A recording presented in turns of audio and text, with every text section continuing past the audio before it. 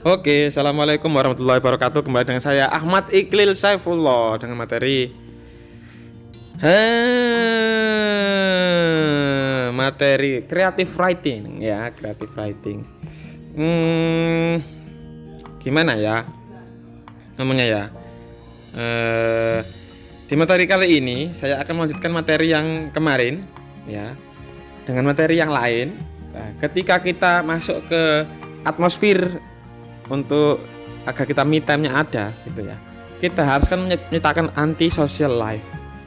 Di sini juga bukan berarti kita itu di dalam ruangan ya, bisa kita itu di dalam bus.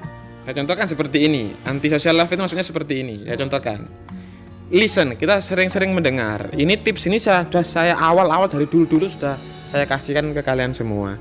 Listen ini mendengarkan ini untuk membangun karakter kita. Misalkan saya contohkan, ilustrasikan di kereta api atau kan di pesawat terbang atau di bus ya.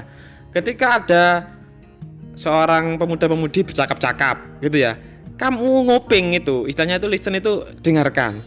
Dan let your imagination go wild. Jadi istilahnya itu apa ya?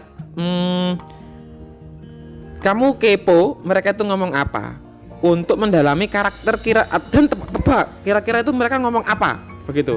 Dengan begitu secara natural kamu itu akan membuild karakter kamu dengan bagus.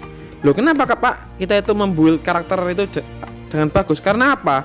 Sangat membosankan jika kita itu menarasikan apa yang ada di dialog. Begitu. Ketika pembaca itu mendengarkan dialog, itu lebih atraktif, lebih menarik daripada dia itu bercerita, naratif atau monolog itu lebih hidup, suasana itu lebih seolah itu sebagai mantra atau spell ya, istilahnya itu dalam bahasa Inggris itu spell, menyihir kita itu ketika kita itu dihadapkan oleh situasi yang istilahnya itu real experience, create our own experience di dalam sebuah karya sastra itu. Jadi dialog ini penting sekali.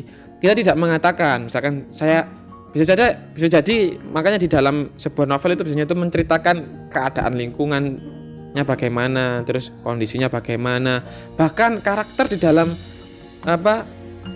istilahnya itu dalam novel itu ketika bercakap-cakap ya, ada percakapan itu biasanya tuh kalau ada karakter seseorang yang berbeda muncul itu biasanya tuh fontnya itu berubah.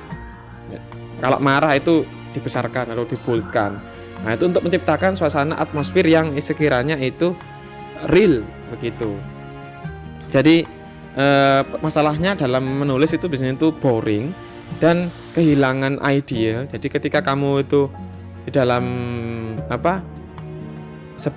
dalam menulis ya, biasanya itu kamu bisa jadi di dalam public transportation juga bisa jadi inspirasi kamu untuk menciptakan sebuah karakter. Jadi kepo ya. Nomor 2, bayangkan mereka itu real characters ya.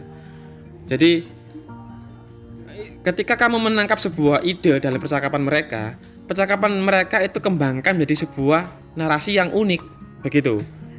Dialog yang unik, jadi dialog yang unik.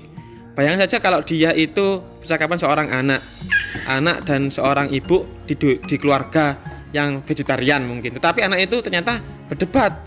Dia tuh makan daging di hamburger misalkan. Dia berdebat kalau hamburger itu juga kambing itu dia makannya juga rumput. Jadi saya sama juga makan dengan vegetarian karena kambing itu makan rumput. Jadi begitu. Mungkin seperti itu.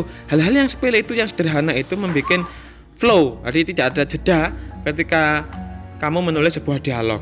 Nah, itu ya. Yang ketiga, self talk. Repeat and keep it short. Jadi utarakan kembali, ucapkan lagi percakapan itu, apakah natural apa tidak, feel, rasakan, bicarakan ke orang lain. Nah, jangan terlalu bertele-tele karena percakapan itu ya sejenak ya tentunya. Oke, itu tips dari saya 3 dulu, nanti saya lanjutkan di video selanjutnya. Semoga bermanfaat. Assalamualaikum warahmatullahi wabarakatuh.